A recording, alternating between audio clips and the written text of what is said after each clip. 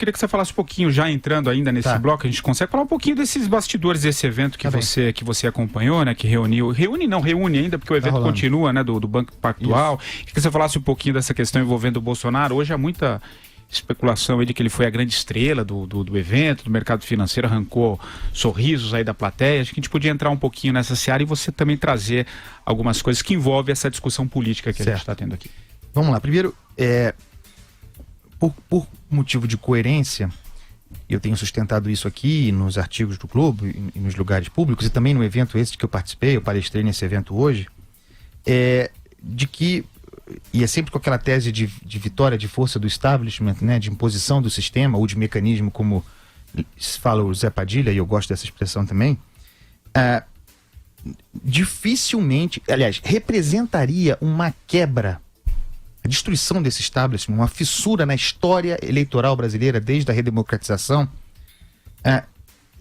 que um outsider vencesse essa eleição. Quer dizer, uma vitória, ou mesmo uma chegada no segundo turno do Jair Bolsonaro ou do Luciano Huck, por exemplo, representariam um fato histórico de relevância sem par, porque quebra no establishment.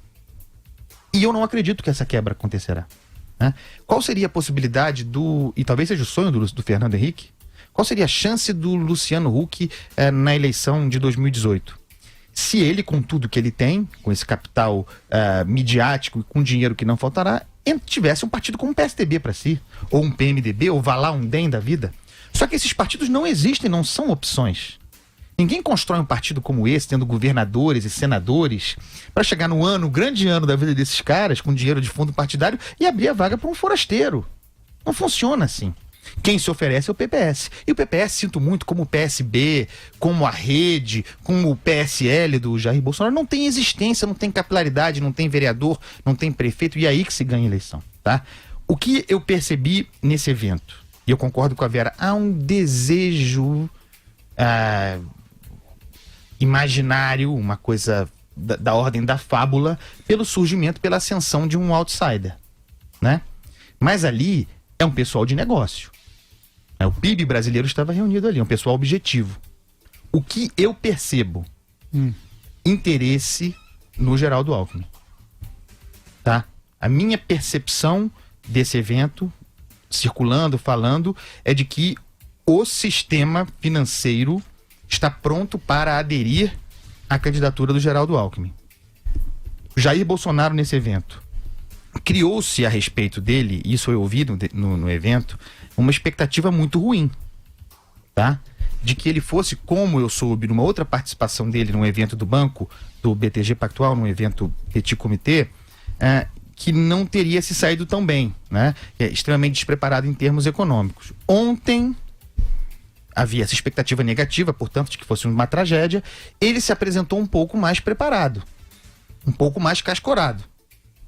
E aí... Num ambiente bem controlado. Um ambiente controlado.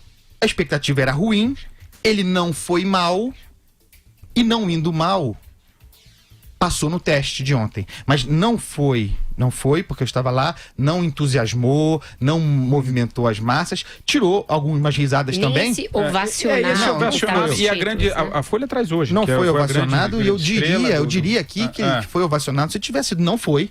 Foi bem recebido, foi bem acolhido, num ambiente, como a Vera disse, controlado. E o seguinte, ele arrancou risada assim, mas sabe quem eram os outros presidenciáveis que participaram desse evento? O Henrique Meirelles e o Rodrigo Maia. Então, de fato, o Jair Bolsonaro é mais engraçado. O Amoedo, né? João Dionísio Amoedo, que lotou uma sala, a do Bolsonaro foi a sala principal, e estava lotada com gente de fora querendo entrar. O João Amoedo participou de uma sala menor, mas apresentou muito bem o novo. Foi muito interessante. Muito interessante. Madu, eu já te... O Madu tá chamando. Oi, Madu.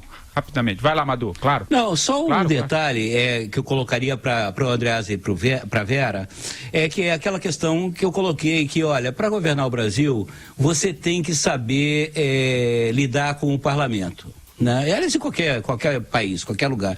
Aí, se você pegar o perfil do Jair Bolsonaro, né? o jeitão dele, o comportamento dele, você vê que ele não tem esse perfil. É só a gente pegar na história recente, os dois presidentes que caíram, tanto Collor quanto Dilma, caíram porque justamente não souberam lidar com o parlamento, com o Congresso, com a Câmara de Deputados, com o Senado, né? Perderam a capacidade de negociar. Então você tem essas duas possibilidades, o Luciano Huck por ser naive, né? Por ser um ET dentro da política. E o Jair Bolsonaro, por ser um cara que já tem uma persona absolutamente extravagante, absolutamente... ele vai ter que atender a essa persona, a expectativa que ele cria. Eu acho que eles não têm condição, mesmo que você tenha... O que eu digo, na melhor das hipóteses, com um parlamento de 20% renovado, você tem que saber lidar, como diz o Zé Padilha e o Andreasa, com o sistema, com a máquina, com a velha política. Tem que saber negociar. Esses dois não têm a menor condição, vocês não acham, não? Fala, Vera. Eu acho o seguinte, o próprio Fernando Henrique está escrevendo em conjunto aí com o Sérgio Fausto e um outro de seus assessores, diplomata, o Miguel Darcy, um livro sobre crise de representatividade, crise nas democracias, em que eles, a partir de vários casos, discutem esse momento que é singular na história do mundo, na história do Brasil, na história do mundo, em que a democracia como valor absoluto já não responde a todos os anseios e os partidos, quanto instituições, estão sendo sacudidos, estão sendo saculejados. Então, guardadas todas as diferenças que existem entre a realidade brasileira, norte-americana, espanhola, inglesa, francesa, cada um desses lugares tem um sistema de governo, um sistema eleitoral. Guardado tudo isso, o fato é que todos esses países sofreram sacolejões importantes e que não eram previsíveis segundo as réguas que valiam até ali.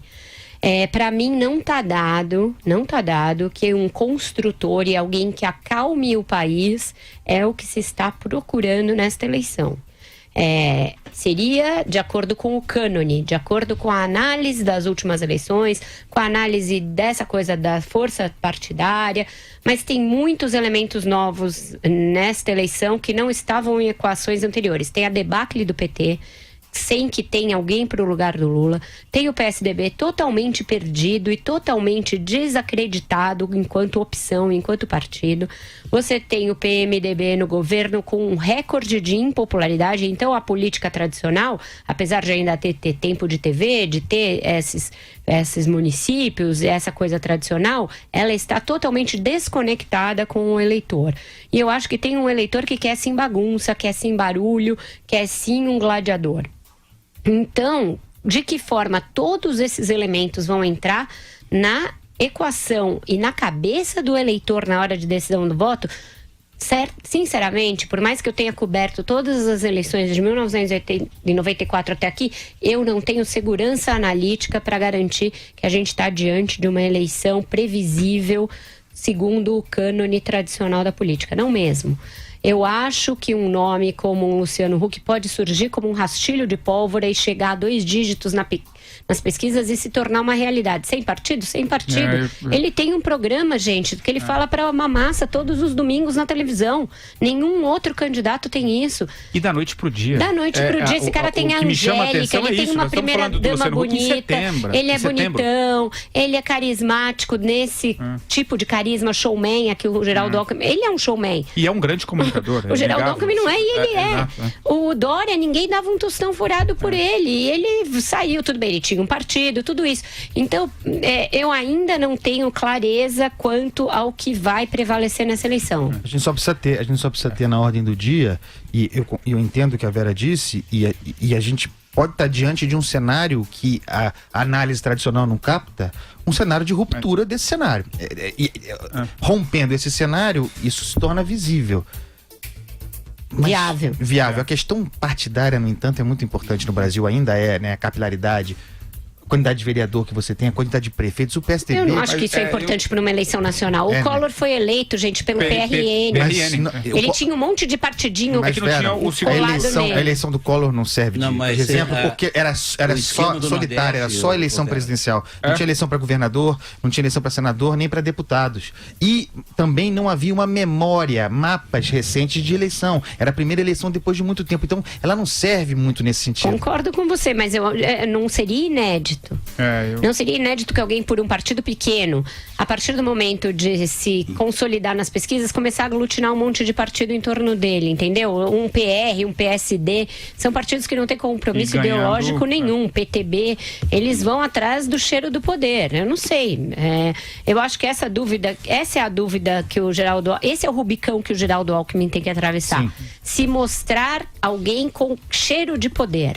Alguém que tenha com ele um rastro de poder para atrair os partidos. Fala, e aí você já... Eu sei que a controvérsia está grande, vou chamar o intervalo. O papo tá muito bom, mas a grande controvérsia aqui no chat é o Luciano Huck bonitão, Vera. Ficou ruim aqui. Gente, perto dos outros, né? Perto dos outros. Vamos pro intervalo.